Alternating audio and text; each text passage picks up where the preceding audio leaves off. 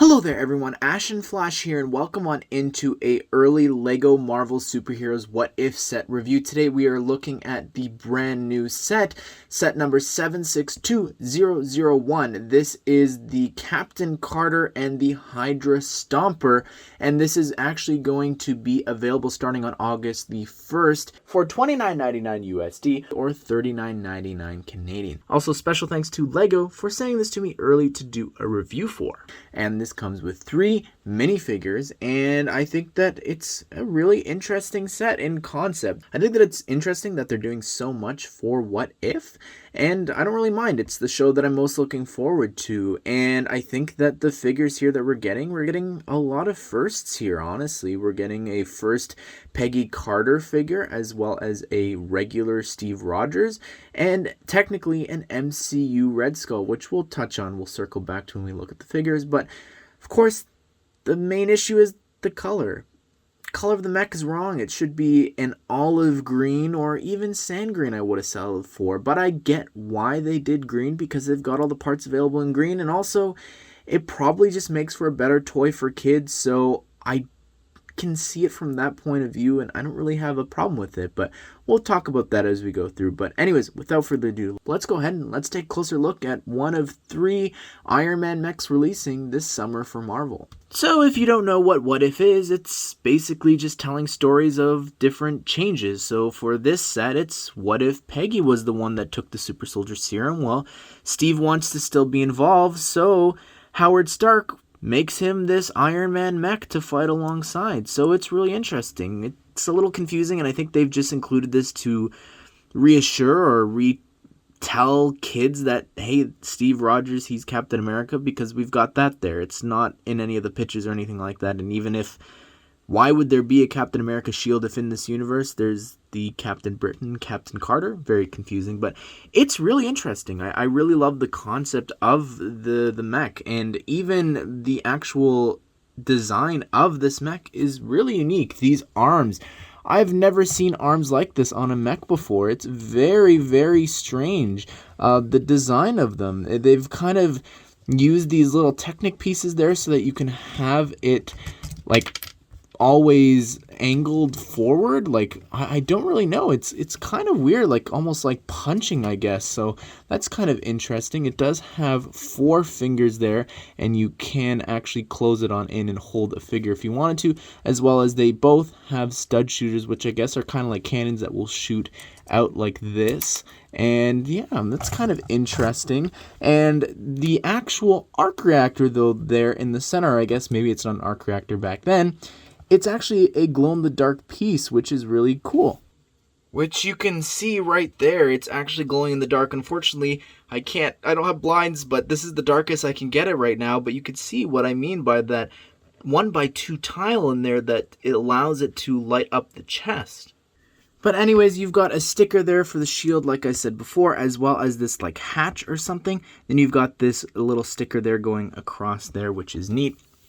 This arm, the exact same, nothing special about that. And you've also got stickers here on the legs right there and on the feet as well. I like the little foot build. I think that's really neat how they've designed that there. It looks very clean. Underneath, you also have these transparent pieces to represent like the thrusters of the mech actually blasting off and flying. And they can actually be angled here on these ball joints. And you can turn the legs a lot there and kind of angle them and lift it up. Again, Hydra Stomper, so you can, of course, hopefully, yes, you can balance it on one foot and stomp on down on Hydra, which looks really, really cool. Again, I think it's interesting as well color-wise. Green is often associated with Hydra in the comics, so kind of strange. It almost feels like this should be a Hydra mech. But on the back here, you've got like these engines or thrusters or whatever this is. I guess it's like the source probably of it. I'm not too sure. Again, we'll have to wait and see for the episode. You've also got this little antenna build, which is pretty neat with the actual fencing swords. And then you've also got the phone pieces just to add to like texture on the top of the mech. I really like the piece use there.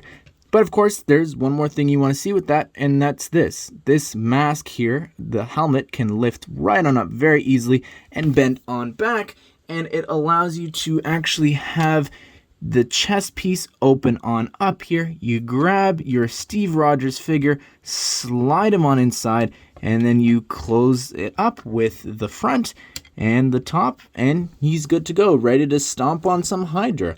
Very easy. Again, you just lift it on up, and he just sits right on in there very easily, and you can see nothing else going on. That's the second time that's happened, and I'm just holding on to it, so not that good, I don't think.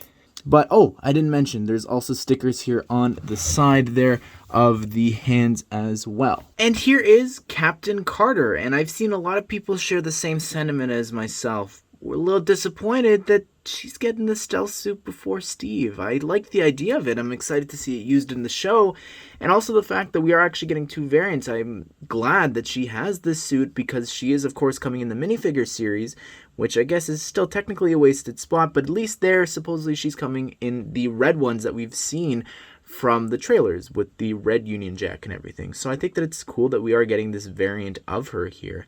I think that the shield print looks really great. We're just so close to getting the one from Winter Soldier. I'm really sad about that, but it looks great, as well as the torso looks really cool as well with the Union Jack there in silver and gray. She's actually using Tonks' face from the Burrow set last year from Harry Potter, as well as the hairpiece here in that color isn't too common. But taking the hairpiece off, you can get a better look here at the torso, and spinning it around, she does have this angry fighting expression there on the back, and I love the printing there as well on the back, where you've got the little spot there to have the shield attach as well.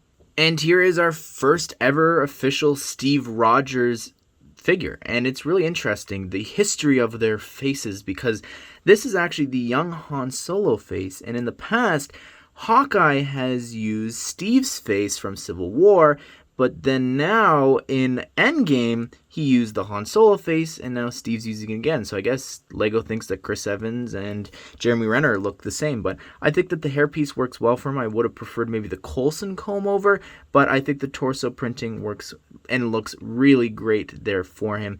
Just from here, it reminds me very much of Steve Trevor, like the outfit and the hair and the face. I don't know. Also, probably should have come with mid-legs given his height, and spinning it around here on the back, you could see that he's got like a parachute there, I guess in case the Hydra Stomper falls out of the air or gets shot out of the sky, and then you've got this angry fighting face there on the back. And here is our first ever MCU Red Skull, and wow, my figure is really poorly printed with that face there. The white is up above the mouth and the eyes. Ugh.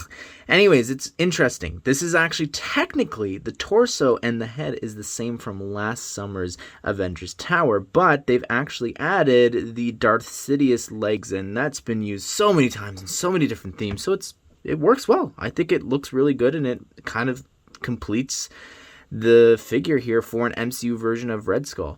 Also, the use of the Minecraft head there for the Tesseract is really, really great. I think that it works so well. It makes so much sense as well with them bringing back the Charged Creeper, and he also comes with a stud shooter there that'll shoot a red stud. Probably should be a light blue one, continuity-wise, since it is powered by the Tesseract.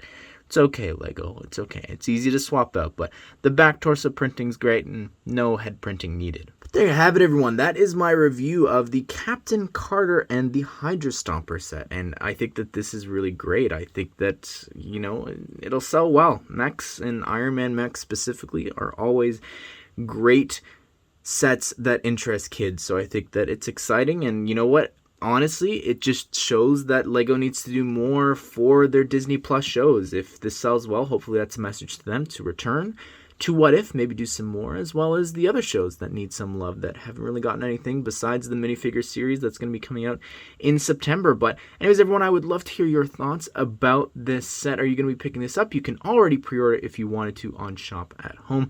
But also, if you want to check out, I've got a playlist here of all the other Infinity Saga sets that we've looked at here on the channel. But I hope you guys did enjoy this video, and I hope you all have a great day. I will see you all in the next one.